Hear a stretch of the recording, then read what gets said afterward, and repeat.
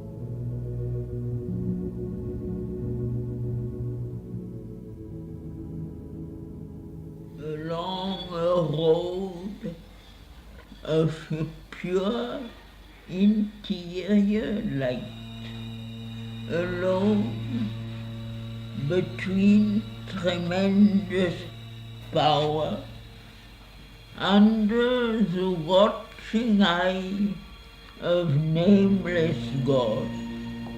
His soul passed on a single conscious power to the source of all things, human and divine.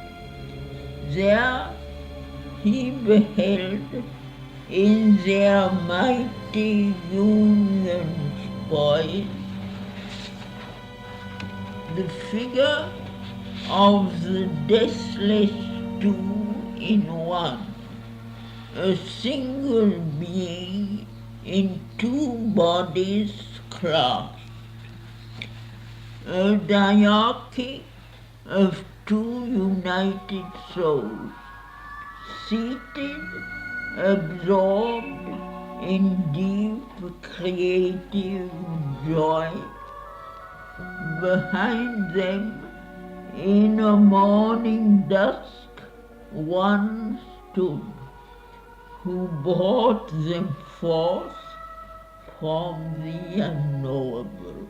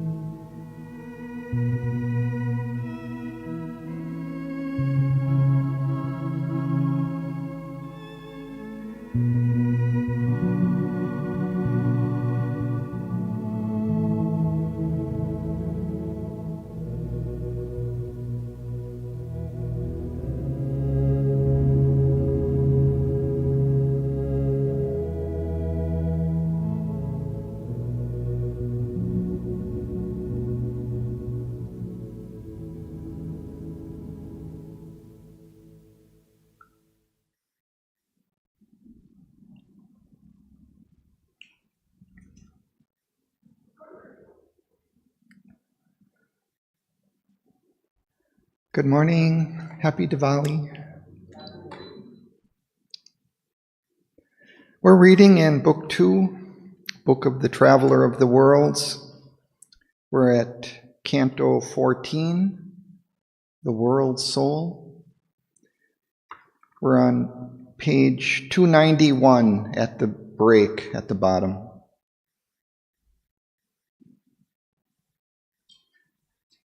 We're following Asapati's journey upwards through the subtle planes of consciousness. And he had reached in the last canto the self of mind, a kind of summit of this ladder of subtle worlds. And it ended up in some kind of emptiness, a void, a silence. And yet he felt dissatisfied by this culmination, that it lacked something, the love and power of the mother. And so there was still something in him yearning for a fulfillment, that this was not it. And then we see in the beginning of Canto 14 that a covert answer to his seeking came. In a far shimmering background of mind space, a glowing mouth was seen, a luminous shaft, a recluse gate, it seemed, musing on joy. a veiled retreat and escape to mystery, away from the unsatisfied surface world. It fled into the bosom of the unknown, a well, a tunnel of the depths of God. It plunged as if a mystic groove of hope, these sounds calling him. Towards the bottom of that page, 289, it says, as one drawn to his lost spiritual home feels now the closeness of a waiting love, into a passage dim and tremulous that clasped him in from day and night's pursuit, he traveled led by a mysterious sound, a murmur, multitudinous and lone, all sounds it was in turn, yet still the same. And the next page, next couple of pages that we read last time, we hear the different forms that this sound takes. The sound of a flute, the sound of the jingling of anklet bells, a temple gong, a vast forest hymn, the far anthem of a pilgrim sea. So all these sounds are coming and beautiful, attractive, leading him deeper within. And he came into the world of soul.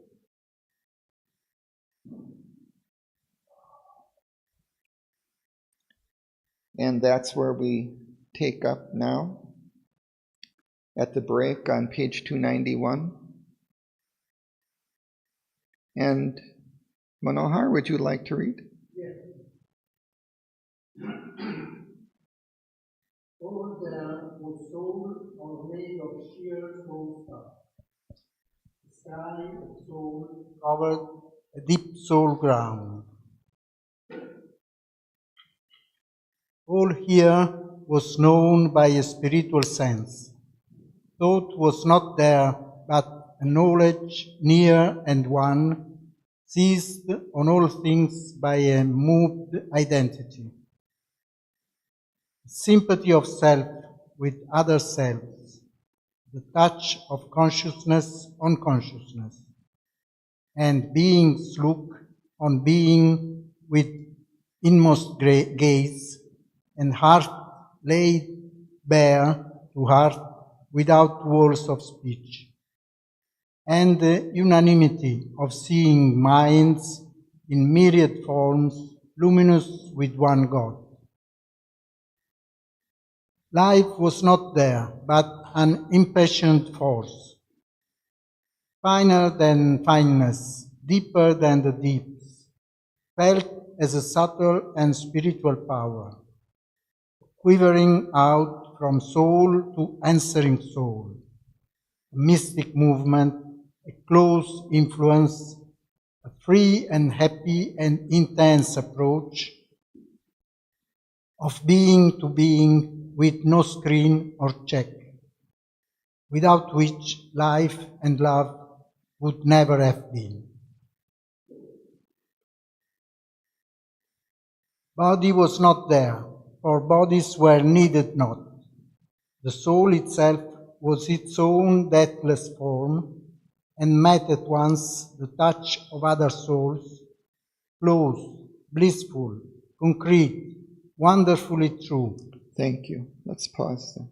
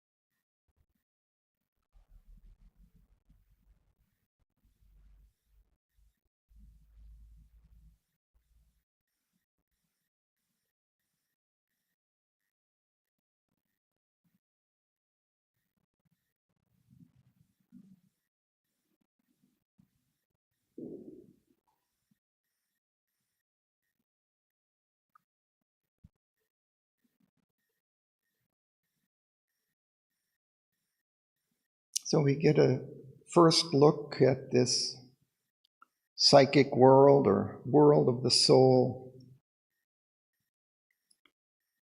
And we see that the beings there are just in their original psychic form, without body. But there's a sense of being, of individuality,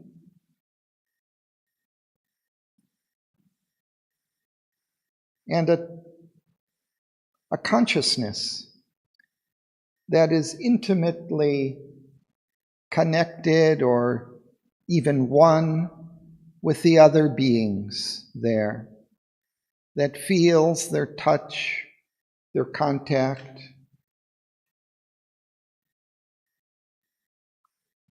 A sympathy of self with other selves, the touch of consciousness on consciousness, and beings looked on being with inmost gaze,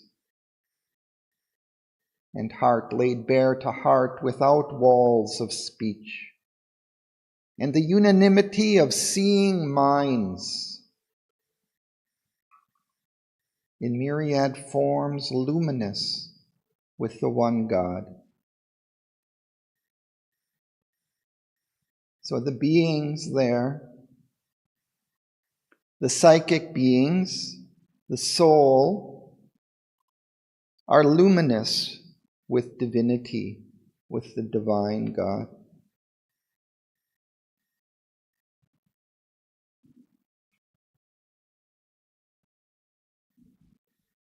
And we see that it's a world of bliss and truth. It met at once the touch of other souls, close, blissful, concrete, wonderfully true.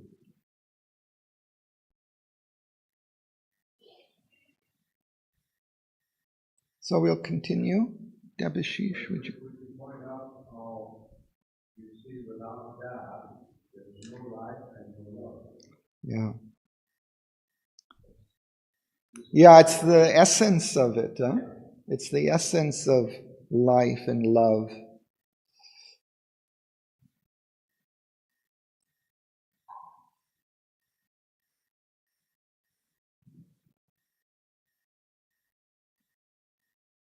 Okay, we continue. Devashish, would you like to?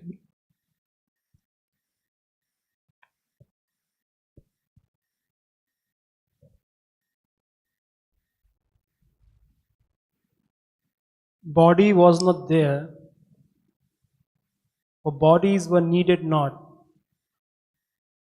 The soul itself was its own deathless form, and met at once the touch of other souls.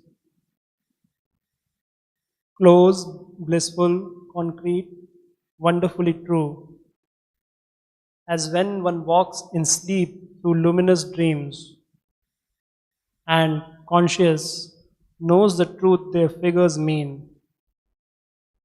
Here where reality was its own dream, he knew things by their soul and not their shape.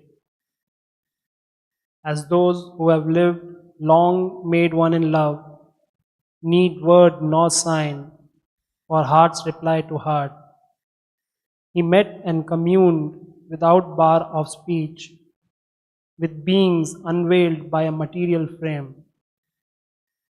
There was a strange spiritual scenery, a loveliness of lakes and streams and hills, a flow of fixity in a soul space, and plains and valleys, stretches of soul joy, and gardens that were flower tracts of the spirit, its meditations of tinged reverie.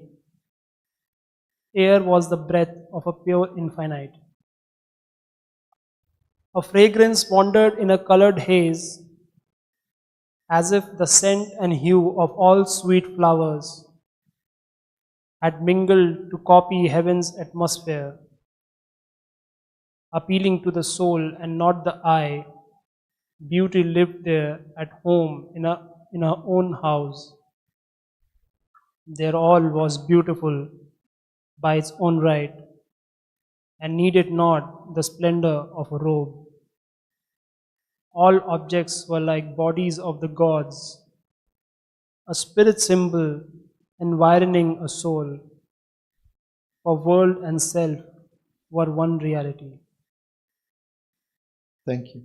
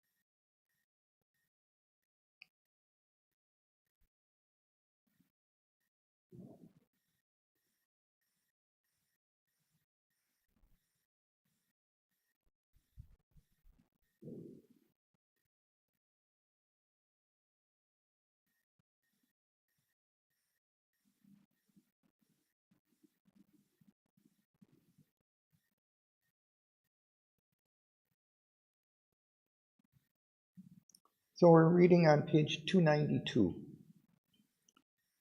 the bottom half of the page.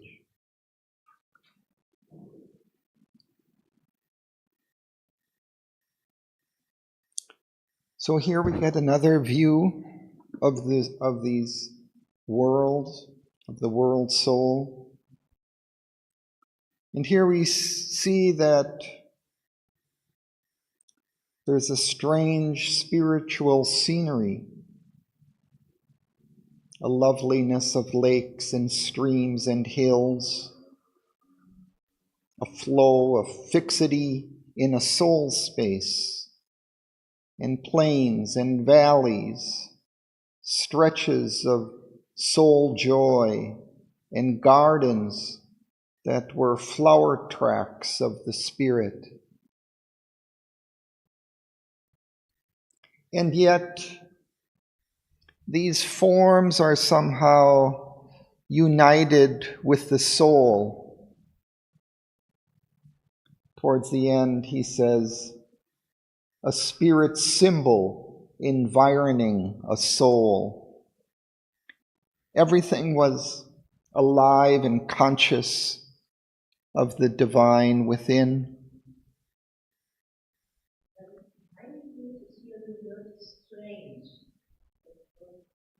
A strange spiritual scenery.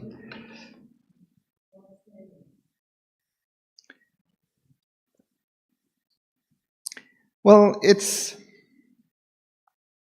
kind of paradoxical, I think, in the way that he's describing this, because he says in one line that bodies were not, that they weren't needed.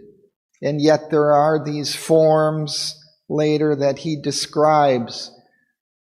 But yet I don't know that they are very distinct forms like we would see in our world, because they're still just expressions, direct expressions of the divine, of the soul within them. So I don't think they have that kind of materiality of our lakes and streams somehow. So maybe that's why they're strange. It's not quite the same as here. They're direct expressions of that soul atmosphere, symbolic kind of forms expressing that beauty and delight that's within them.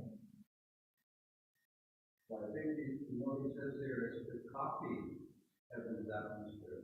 So you have fragrance, you have hue, you have the scent of these flowers. But it's trying to show what heaven is like. Mm. But it's not the world, and it's not heaven. Yeah. It's this state. Mm. It's very, very fascinating. Mm-hmm.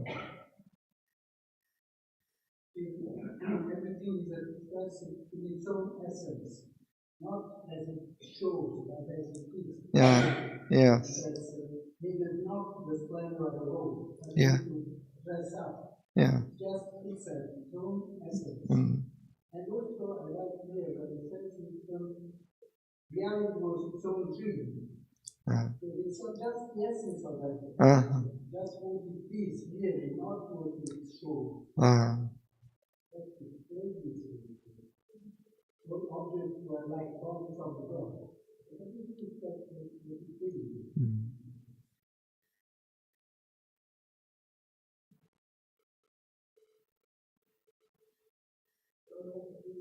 Because of the special formation or special design or reality which what is there. But it's very extensive. You see, it's got streams and lakes and hills, and I mean, it's a whole universe in itself. And now he will next describe this very interesting and deep kind of purpose of this place and what our connection with it.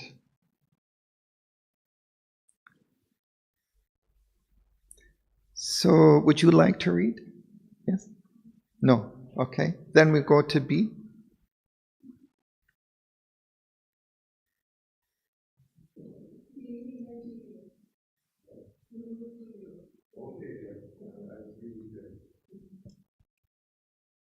Immersed in voiceless internatal trance, the beings that once were forms on earth sat there in shining chambers of spiritual sleep. Past were the pillar posts of birth and death. Past was their little scene of symbol deeds. Past were the heavens and hells of their long road. They had returned into the world's deep soul. All now was gathered into pregnant rest. Person and nature suffered a slumber change. In trance, they gathered back their bygone selves. In the background, memories or seeing muse, prophetic of new personality, arranged the map of their coming destiny's course. Heirs of their past, their future's discoverers, electors of their own self-chosen lot. They waited for the adventure of new life. Thank you. Let's pause there.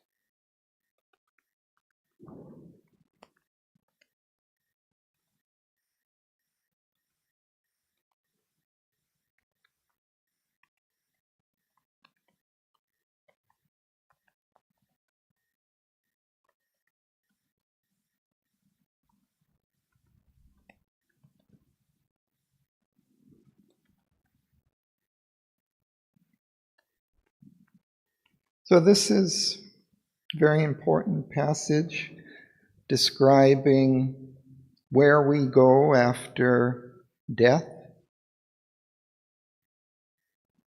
between lives on earth. And I think for this, because there's a lot packed into these lines, I read a little bit of Shraddhavan's commentary on this. He says, birth and death are like gates, which the soul passes through on its journey. While we are here on earth, we play out our part in the drama.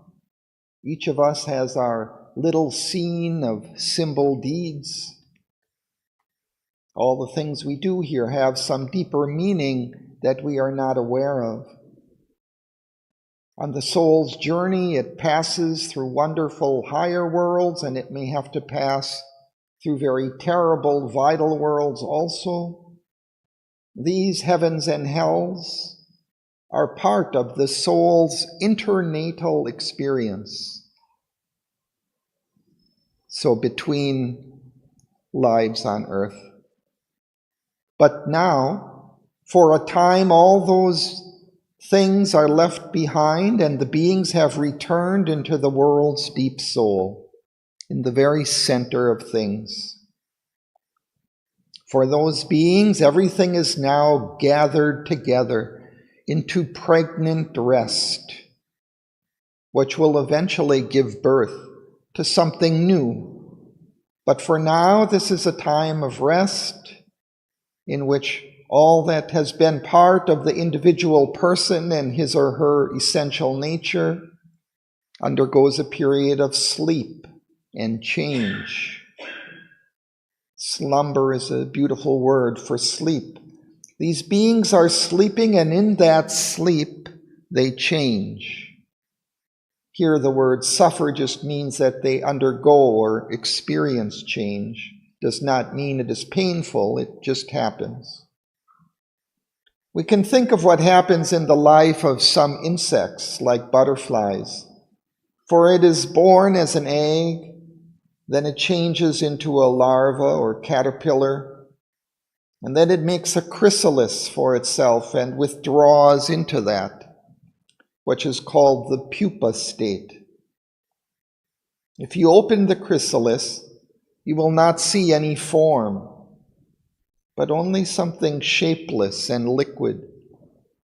But eventually out of the chrysalis will emerge a beautiful butterfly. Likewise, everything that was in the old form changes, and a new form emerges. Something like that perhaps happens to us after we leave the mortal body. While the beings are resting in their internatal trance, they gather up the essence of all the experiences of their bygone selves and their past lives. Although they are resting, they are not inactive. It is very interesting how the poet expresses it. He says that in a background memories foreseeing muse, which is prophetic of the new personality which they will take up in their next life or lives. They are arranging the map of what they will experience in the future. Muse is a state of trance, of indrawn consciousness. Behind it is a memory, a background memory of everything that has been experienced in previous lives. But this muse is also foreseeing. It is looking forward to what will be. It is prophetic of new personality. It is shaping what will come in the future. In this way, these beings in their state of internatal trance, seated in their shining chambers of spiritual sleep, are arranging the map of their coming destiny's course. Perhaps several lives that have to come in the future are being prepared in that internatal trance on the basis of past experiences or what the soul feels it needs to do next. They are preparing the map, the general outline of the journey that they will take in their next birth and perhaps several future lives, their coming destiny's course.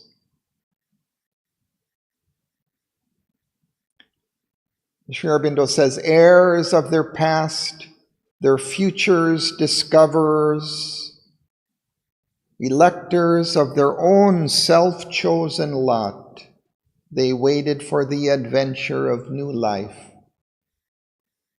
An heir inherits something, like property or a position from his or her parents or ancestors. These beings are inheriting a legacy from the past, but they are also discovering something about what their future may be. They are also electors who have the right to choose what their future destiny may be. Taking into account its previous experiences, the soul has a certain capacity to choose these things. An elector is a person who has the right to choose. I have a question. Who is they? What does they represent? I think it's these souls that are in their internatal trance. I like very much that you read the text of Bhavan and was also immediately why they suffered. Oh. Yeah. No, they're not suffering. Because I know also the films Life After Life and in all this, there is no suffering. There is a recognition of both things also and changes. So there is transformation, but there's no suffering. There's total laughter. Yeah, this is just another meaning undergoing. Well, what's interesting is you're reading what Bhavan is doing now. He wrote it ahead of time prophetically. And looking at us.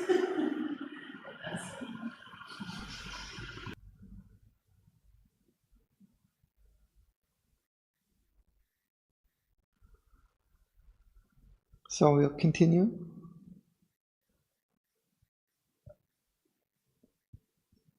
A person persistent through the lapse of worlds, although the same forever in many shapes, by the outward mind unrecognizable, assuming names unknown in unknown climes, imprints through time upon the earth-worn page, a growing figure of its secret self, and learns by experience what the spirit knew, till it can see its truth alive and God.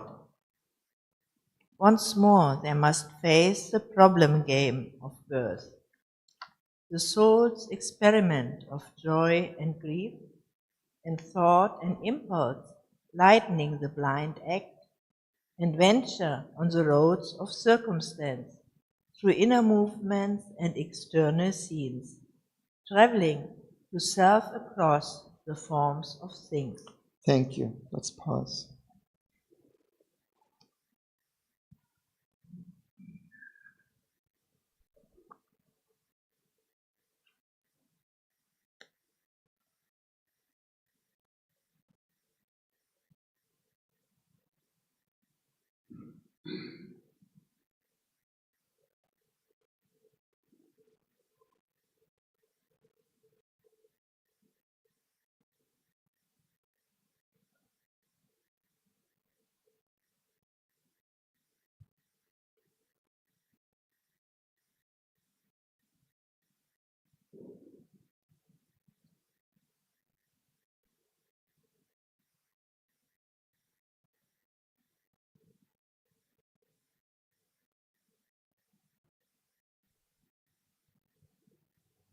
we get a sense of the purpose of all of this here.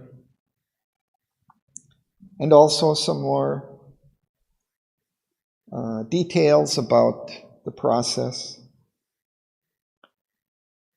So we see that although the soul persists and is the same forever in many shapes, which by the outward mind are unrecognizable,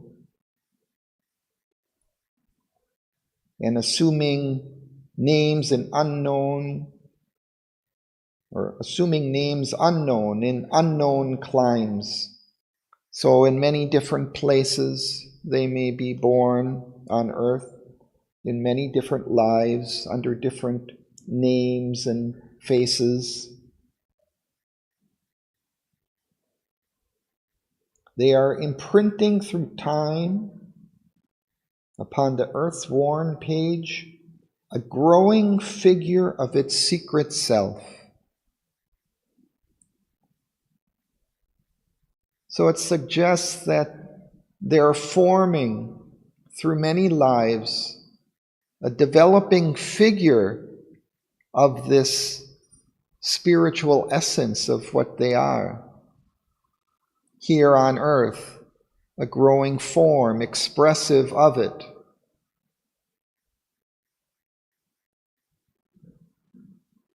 And learns by experience what the spirit knew, till it can see its truth alive and God. Yeah?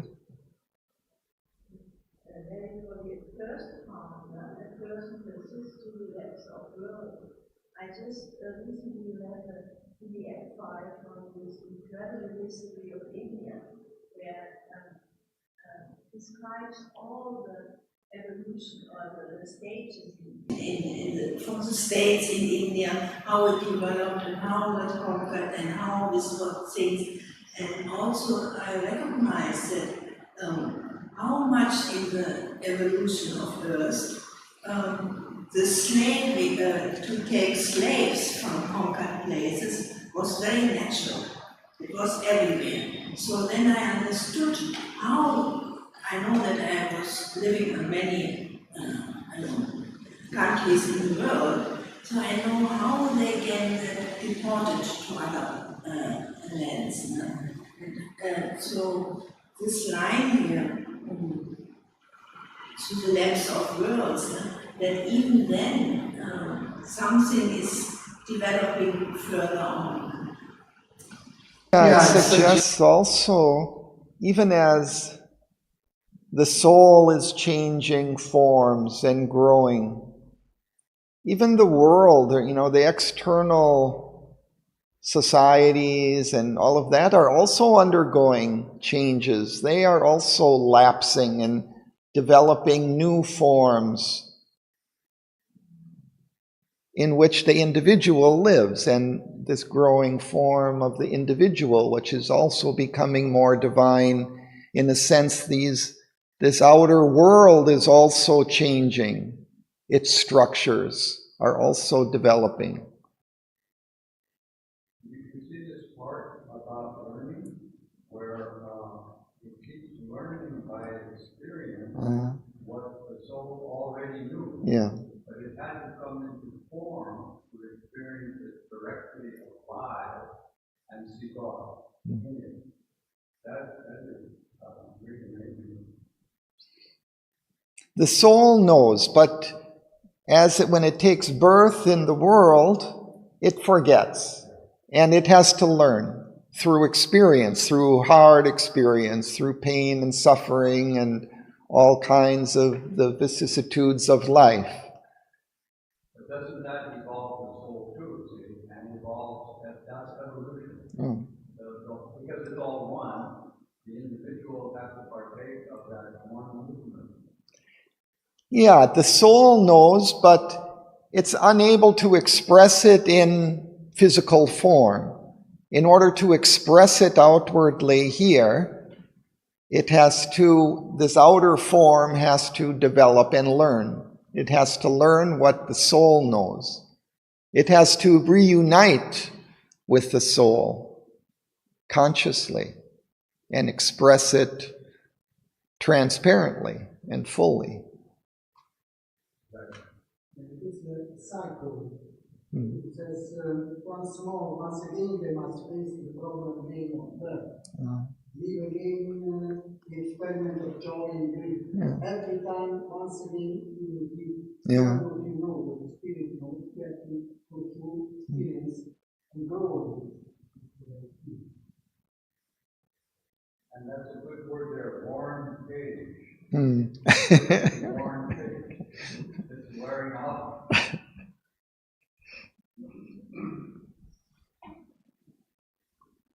But it gets new created. They rebuild after they tear everything down.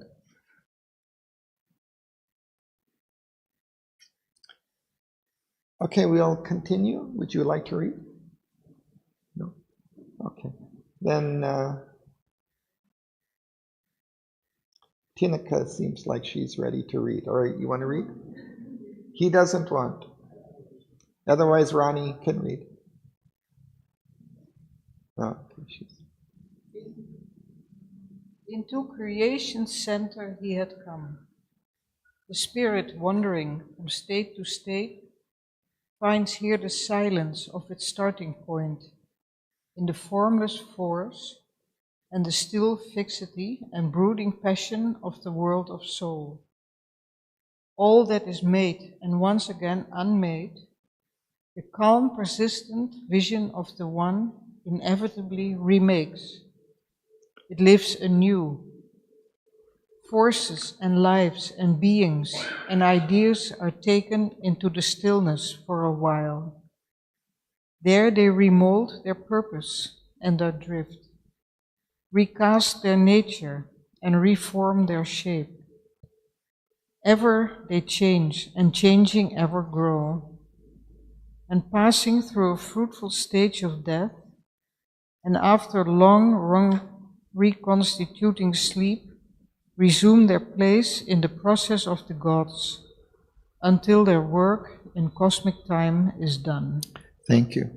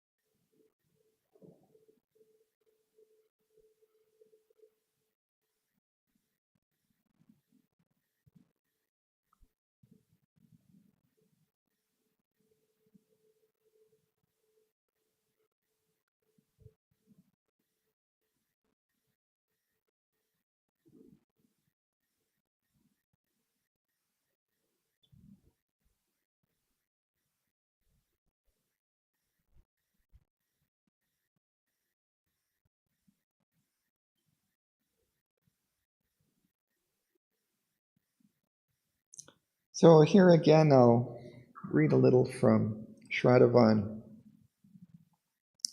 First, she just defines this word that we come across often in Savitri, brooding. Brooding is when we are in a state of being indrawn within ourselves, but something is preparing to come out, to be born. And then she says, then comes along an absolutely marvelous sentence, which is an initiation in itself. And I'll just read that sentence. All that is made and once again unmade, the calm, persistent vision of the One inevitably remakes. It lives anew. Forces and lives and beings and ideas are taken into the stillness for a while. There they remold their purpose and their drift, recast their nature, and reform their shape. She says, this is one of the most marvelous passages in Savitri, one that we should interiorize and always remember. Everything that is made must necessarily be unmade. Anything that has come into existence is bound to disintegrate. It will be unmade. But here the poet is telling us that the calm, persistent vision of the One inevitably remakes whatever is unmade. All these forms that come into existence and go out of existence are representations of something that will be remade by the calm, persistent vision of the One. It will be re-expressed, probably in a different form, because that calm, persistent vision inevitably remakes everything so that everything lives anew. The one reality, the one truth remakes them because it has the vision of how a particular thing should be in a new life. It is by this vision that things get remade. For this purpose, forces, energies, and lives, and beings, and ideas are taken into the stillness for a while, into the stillness of the soul of the world. We can say that it is a death, a disintegration. But in the stillness of the calm, persistent vision of the One, inevitably they remold or reshape their purpose and their drift, the direction that they are moving in. They recast their nature. If you have a piece of metal in the form of a little figurine, if you heat it up enough, you can melt it and recast it into a new shape. Something like that is happening in that center of creation, in the world's soul. They recast their nature and reform their shape. That is why we do not recognize them. The mind does not recognize them in that new form.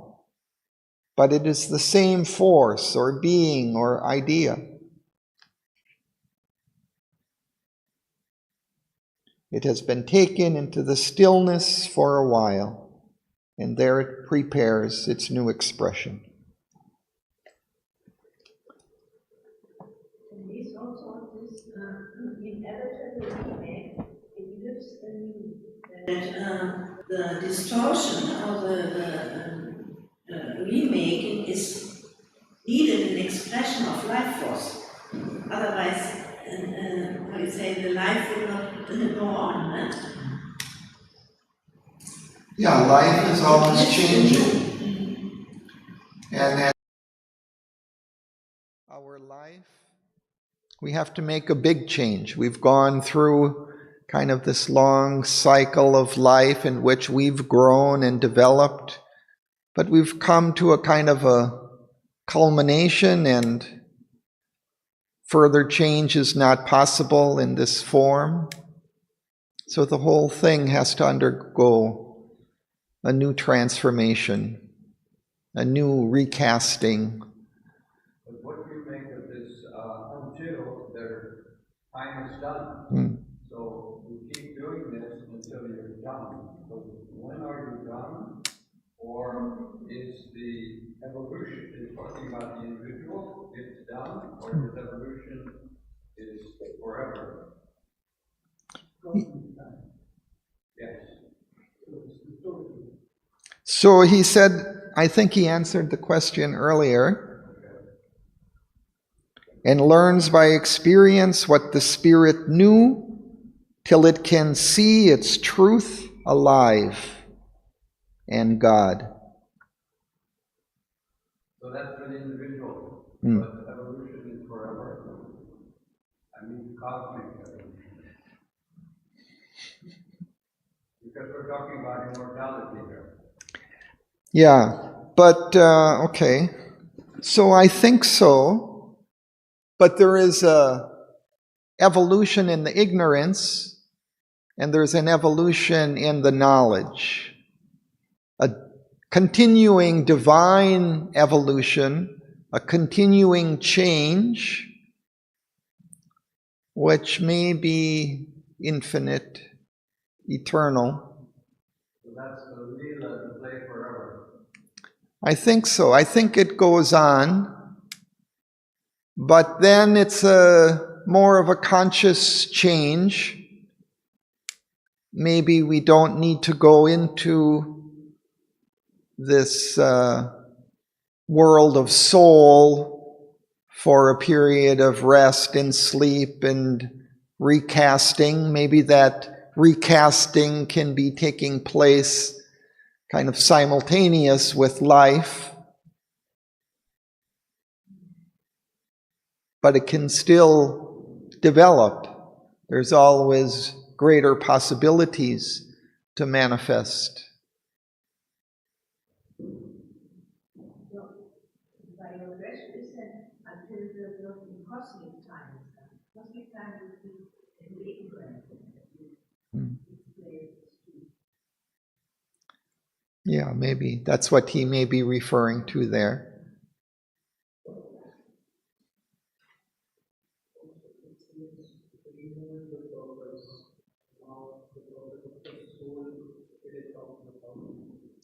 The purpose of the soul is what?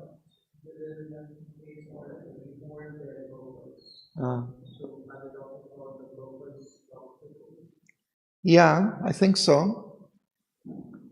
So it can change its direction,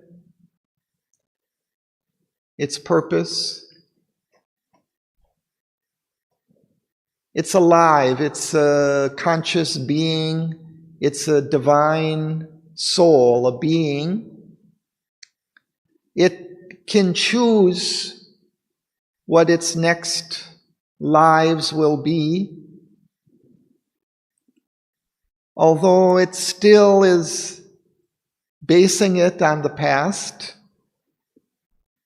So maybe there is some constraint, but it has some freedom. Don't we have to run out of purpose if you get to the pure play? Maybe. Maybe individual purpose. Certainly egoistic purpose. I think also the purpose, we are growing in consciousness, and the purpose is expanding or take another focus, and we will not repeat what happened before, because when we experience it, we are looking for another focus or another direction. I did not choose what I started at life at the beginning. I am much more born conscious of it, and then we put other ways.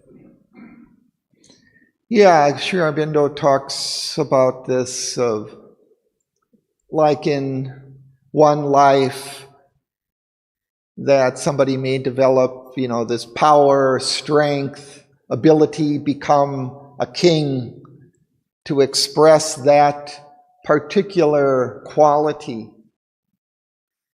But in the next life, it might choose something quite different. Maybe you will even become a servant in order to learn service in a deep and true way. self-abnegation instead of self-power and self-assertion. So all these different qualities then can become integrated over the course of that soul's development. So now, and maybe that even development of strength or of service may occur over several lives to develop it into some kind of perfection.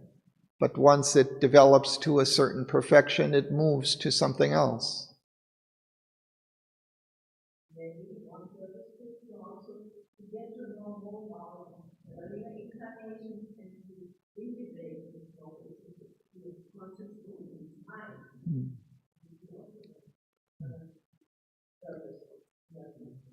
Yeah, there are many purposes. Sometimes it's to develop one thing, maybe sometimes to integrate different things.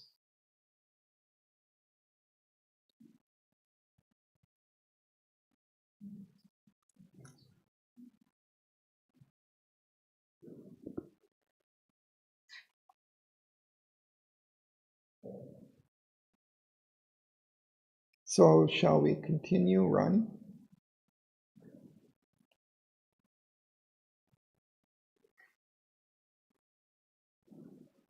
Here is the fashioning chamber of the worlds. An interval was left twixt act and act, twixt birth and birth, twixt dream and waking dream, a pause that gave new strength to do and be. Beyond were regions of delight and peace, mute birthplaces of light and hope and love, and cradles of heavenly rapture and repose. In a slumber of the voices of the world, he of the eternal moment grew aware, his knowledge stripped bare of the garbs of sense, knew by identity without thought or word. His being saw itself without its veils. Life's line fell from the Spirit's infinity. Along a road of pure interior light, alone between tremendous presences, under the watching eyes of nameless gods, his soul passed on, a single conscious power, towards the end which ever begins again, approaching through a stillness dumb and calm to the source of all things human and divine. Thank you.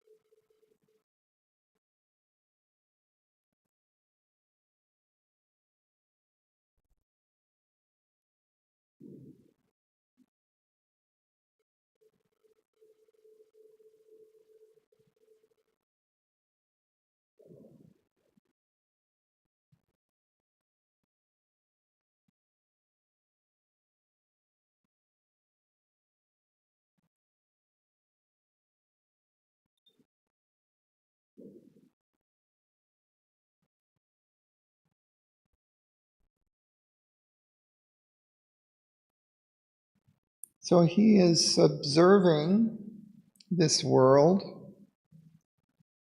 perhaps passing through it or moving along. He hasn't stopped. At the same time, he's partaking in some of the qualities of this world. This twixt is between.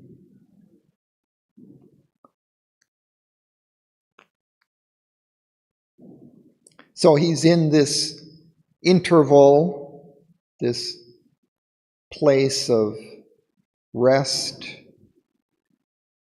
a pause that gave new strength to do and be.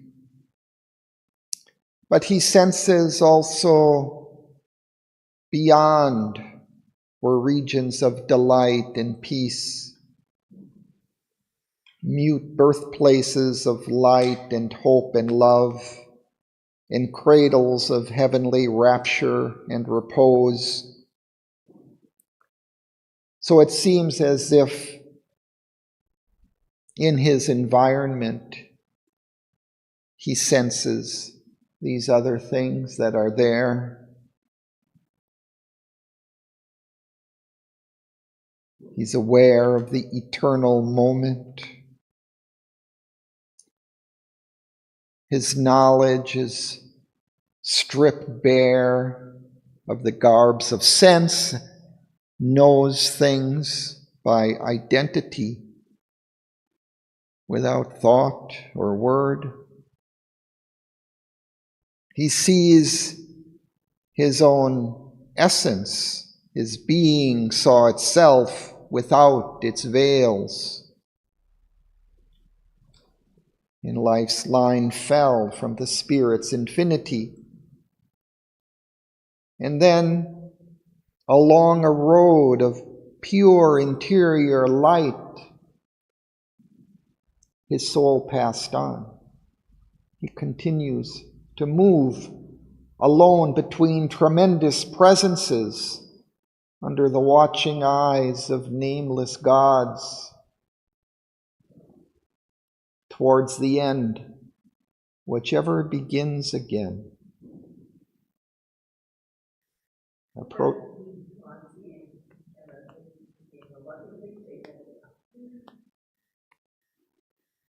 Well, this, I think, B was kind of referring to this.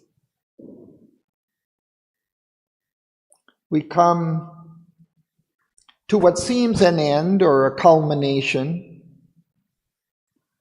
but then from that point a new beginning occurs. Seems to be the way of this endless progression, this evolution.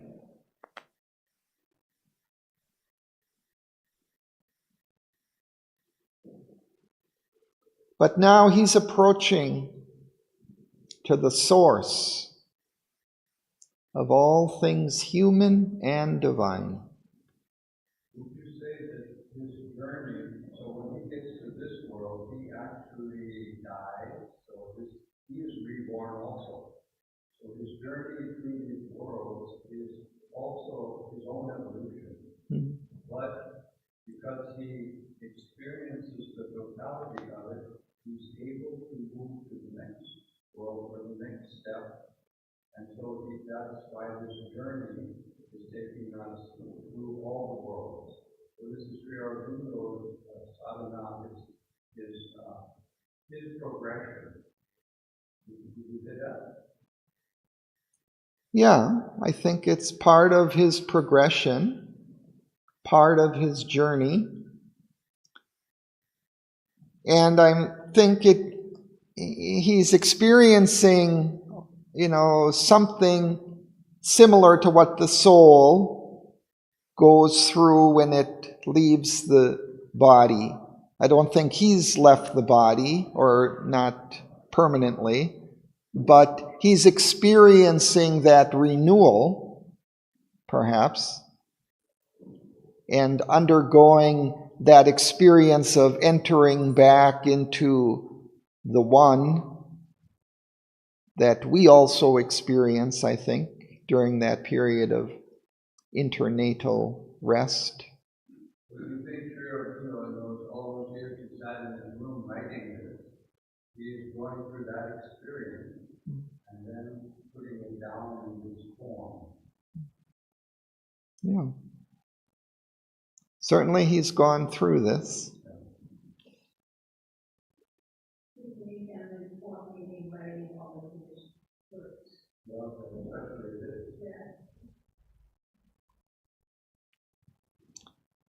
But now we come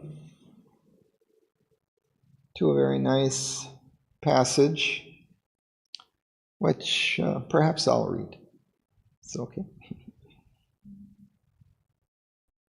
There he beheld, in their mighty union's poise, the figure of the deathless two in one, a single being in two bodies clasped, a diarchy of two united souls, seated, absorbed in deep creative joy. Their trance of bliss sustained the mobile world. Behind them, in a morning dusk, one stood, who brought them forth from the unknowable. Ever disguised, she awaits the seeking spirit. Watcher on the supreme, unreachable peaks. Guide of the traveler of the unseen paths. She guards the austere approach to the alone. At the beginning of each far-spread plain, pervading with her power the cosmic suns, she reigns, inspirer of its multiple works, and thinker of the symbol of its scene. Above them all she stands, supporting all.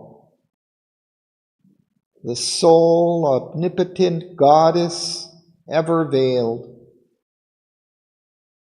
of whom the world is the inscrutable mask. The ages are the footfalls of her tread, their happenings, the figure of her thoughts. And all creation is her endless act.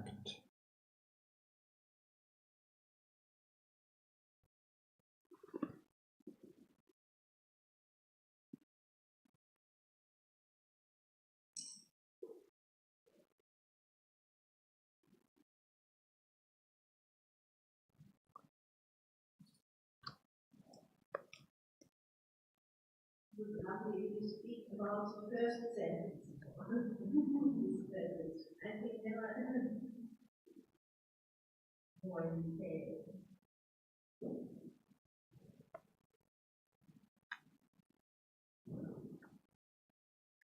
I'll read a little more from Shraddha.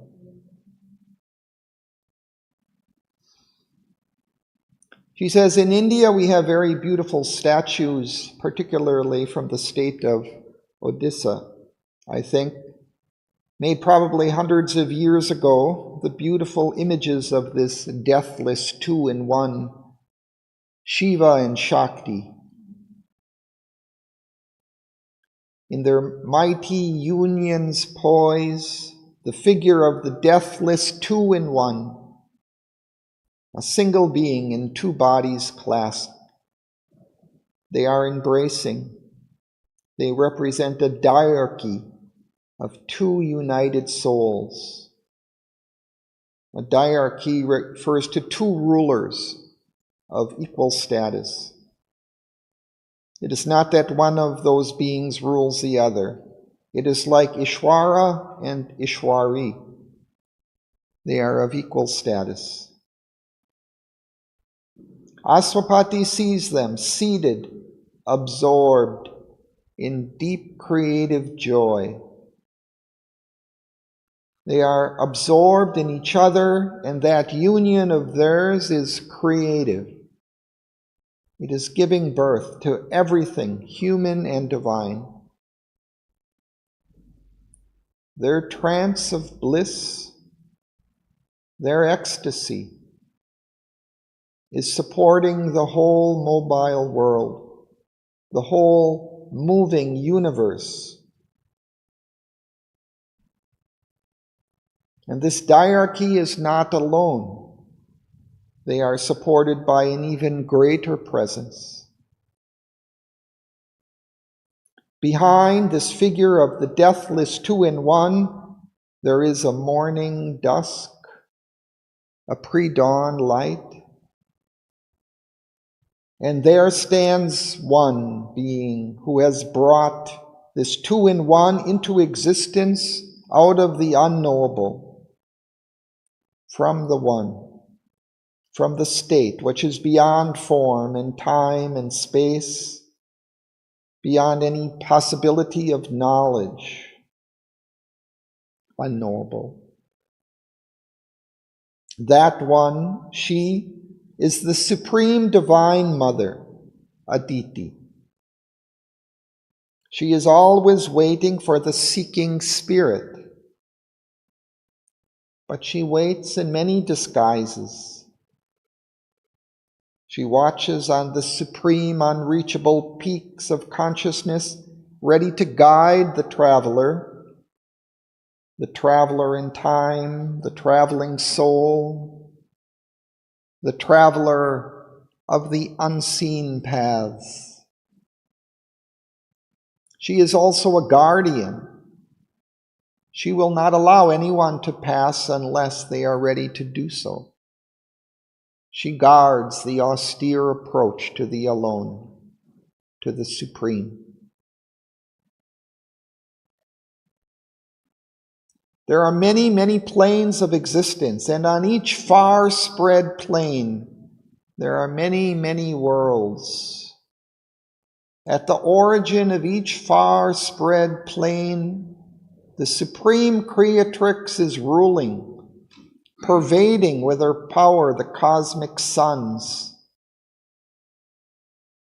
Her influence spreads like a powerful perfume, filling the entire atmosphere, flowing everywhere and supporting all the many, many cosmic suns, not only of the material cosmos, but also of all the subtle planes.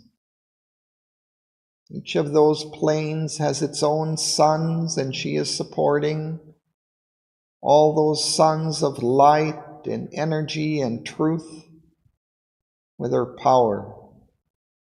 She is ruling, inspiring each of the cosmic planes and all the multiple works, all the dynamism of all of them.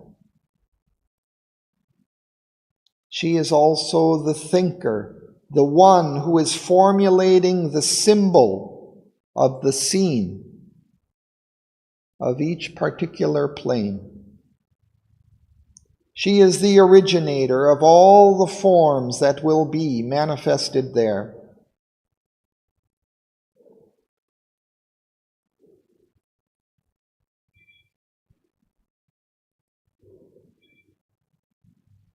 I'll just skip down a little.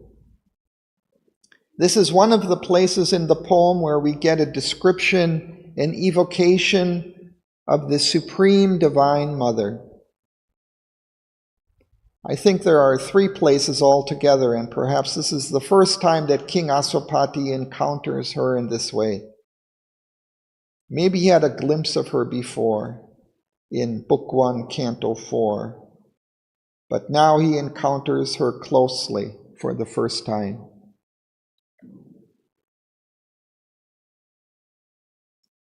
I'd like to notice here that stylistic universality of theory, using this word dialectic, which comes from ancient Greek, to express, how to say, concept which is very much Indian. Because, to my knowledge, there is no ancient Greek status like Shiva and other double one. But the ancient Greek concept goes well to this concept that is expressing here in this time. So it was used in the political sense? No, in Greek? Social sense. Diarchy, yeah, it was political, but there was a government of two parties getting together. Right. But means togetherness in that sense that here is the Indian sense. Yeah. And I like to notice this universality of he managed to mix up this concept coming from different cultures to express very deep concept. It's really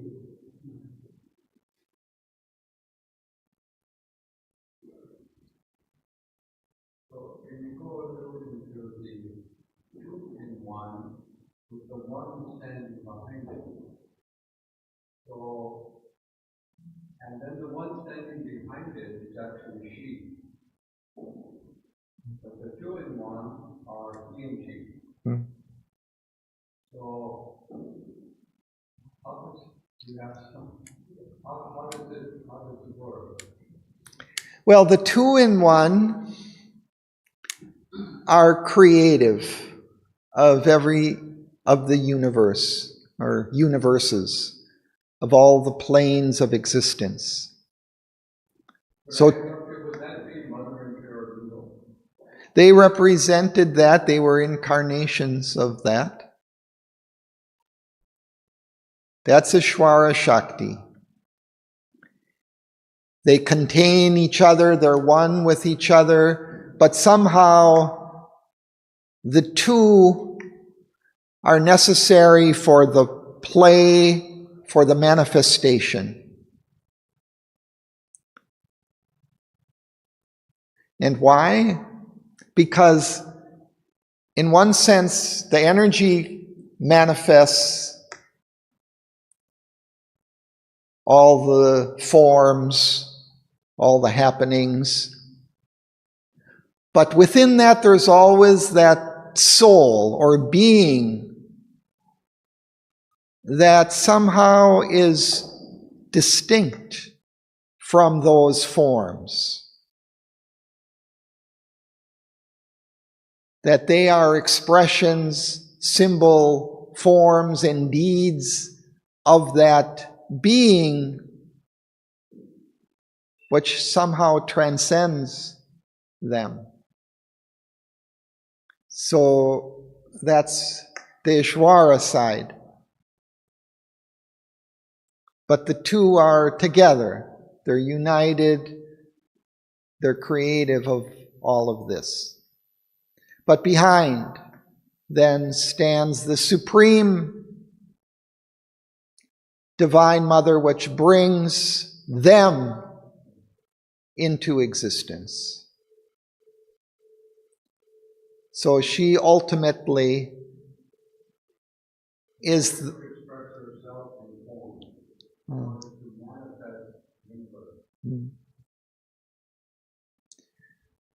she manifests, even the Ishvara she manifests. Somehow, she is this link between the unknown, the formless, the absolute transcendent, and everything else.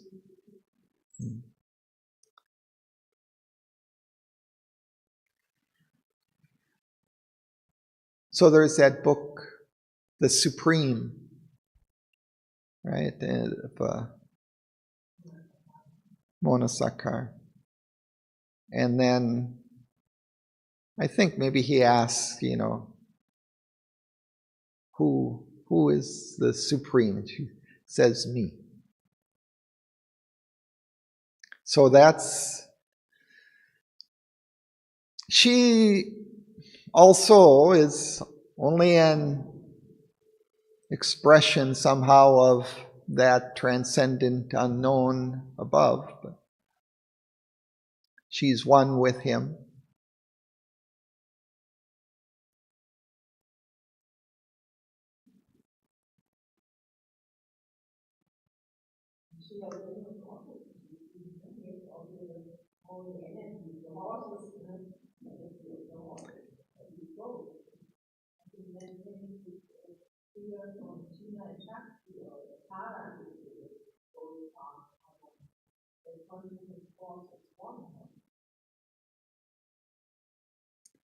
Yeah, they're united. The statues are one side Shiva, one side Shakti, the mother, right? One side of the face, one side of the body.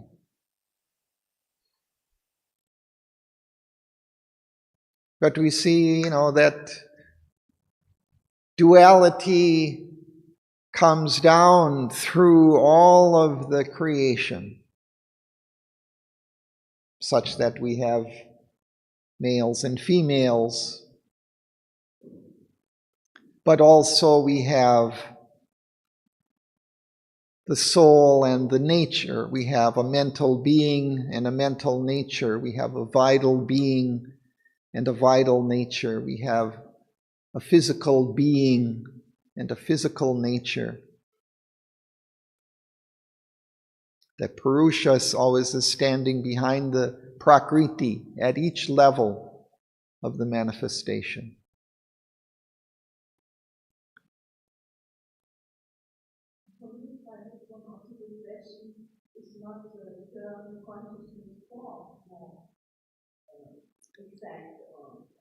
That's why he uses that term also. It's that unity between the conscious being and the force. Both are needed.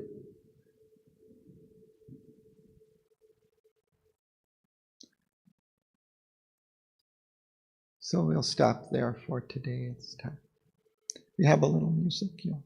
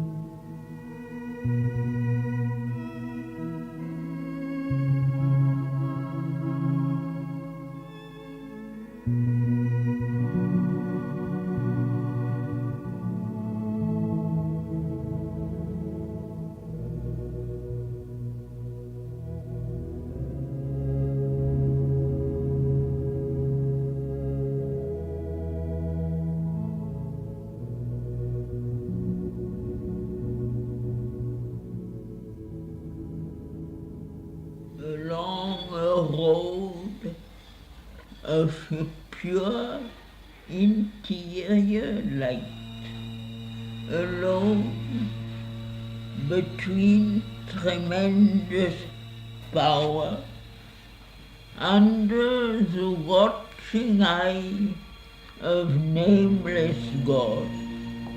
His soul passed on a single conscious power to the source of all things, human and divine. There he beheld in their mighty union's poise the figure of the deathless two in one, a single being in two bodies clasped, a diarchy of two united souls, seated, absorbed in deep creative joy. Behind them, in a morning dusk, one stood, who brought them forth from the unknowable.